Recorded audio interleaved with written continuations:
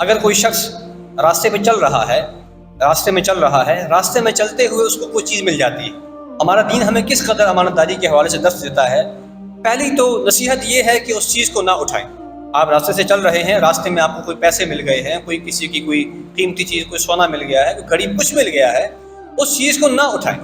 کیونکہ جس کی گری ہے ہو سکتا ہے وہ چلتے ہوئے دوبارہ واپس آئے اور اپنی اس چیز کو وہاں سے اٹھا لے۔ لیکن اگر آپ نے اٹھا ہی لیا ہے، اب یہ چیز آپ کے پاس امانت ہے۔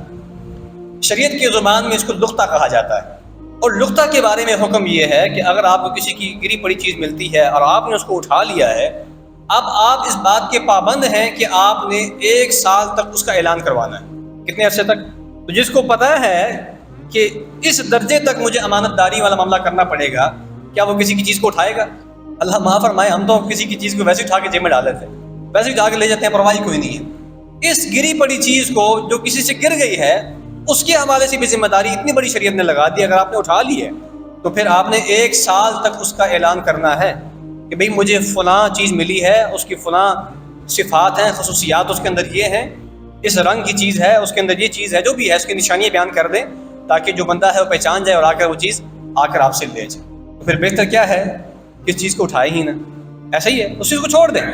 لیکن کیا ہے کہ امانت داری، یہ تو بہت بڑی بات ہے کہ گری پڑی چیز، آج تو لوگ گھروں میں گھس کے لوگوں کی چیزیں اٹھا کے لے جاتے ہیں، چوریاں کرتے ہیں، ڈاکے مارتے ہیں، مساجد تک محفوظ نہیں، مساجد کے اندر سے چوریاں ہو رہی ہیں، اللہ رحم فرمائے، جوتیاں کسی کی پہن کے چلے جاتے ہیں، چندے کے ڈبے چوری ہو رہے ہیں، کیا کچھ ہو رہا ہے۔